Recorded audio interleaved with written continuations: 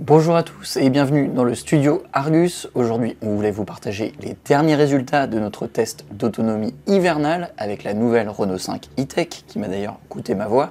Et comme vous allez le voir, on a eu des bonnes surprises mais aussi quelques mauvaises.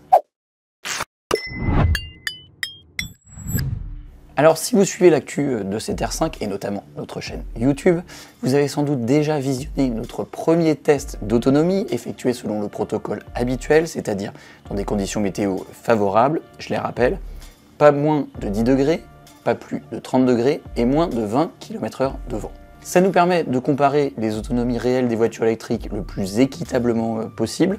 En revanche, c'est vrai, ça ne reflète pas l'usage à l'année d'une voiture électrique qui est évidemment amenée à rouler en hiver. Et l'hiver, c'est pas l'ami des voitures électriques, on le constate tous avec les batteries de nos smartphones.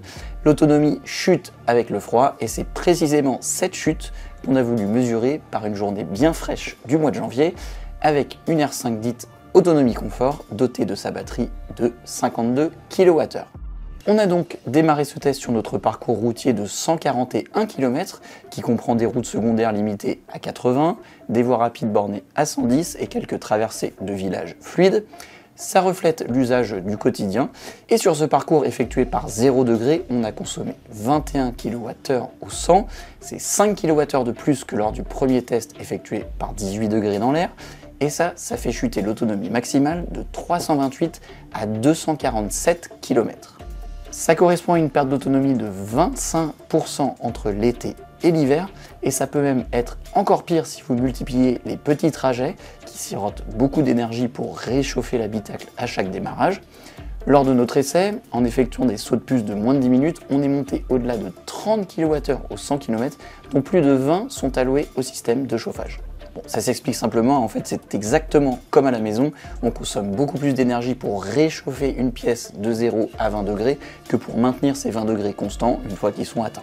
Allez, on a vu l'autonomie sur route, on va se pencher sur l'autonomie autoroute. Cette fois, on emprunte un parcours de 118 km effectué à 130 km/h réel mesuré au GPS. C'est une boucle qu'on effectue en aller-retour pour s'affranchir des différences de relief et du sens du vent.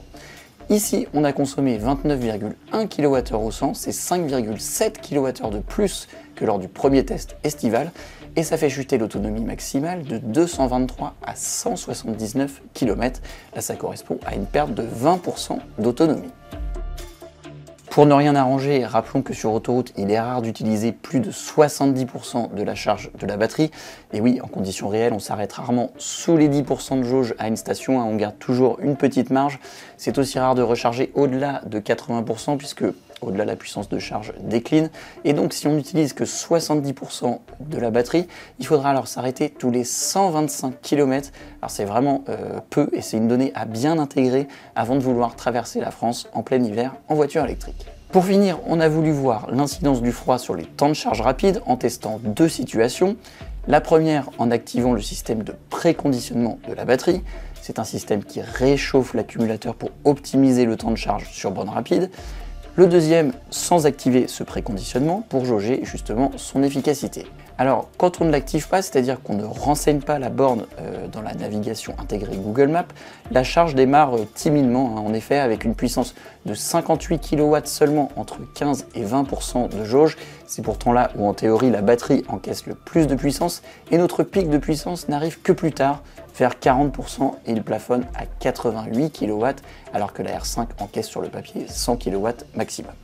On a ensuite refait le test avec le préconditionnement activé, là c'est beaucoup mieux, on démarre la charge d'emblée à 80 kW, c'est quasiment le pic de charge de la charge précédente, et on culmine à 97 kW, exactement comme en été. Donc si on regarde ces valeurs, on constate que le système est efficace, mais au final, en conditions réelles, on se rend compte que ce n'est qu'en début de charge que la puissance est inférieure. Du coup, ça ne change pas grand-chose sur la durée réelle du ravitaillement, puisqu'avec le préconditionnement activé, on avait attendu 26 minutes et 30 secondes pour récupérer de 20 à 80% de la charge, et on a mis 28 minutes, juste 1 minute 30 de plus, quand la batterie n'avait pas été préconditionnée. En clair, ça ne changera pas votre vie de renseigner ou non la borne dans la navigation, à moins bien sûr d'être à 1 minute 30 près lors de votre trajet. Voilà ce qu'on voulait vous partager comme données mesurées sur la R5. Si vous voulez tous les détails de notre test, je vous invite à consulter notre article dédié sur le site de l'Argus, dont le lien se trouve en description de cette vidéo. Et je vous dis à très vite au studio ou en extérieur. Ciao!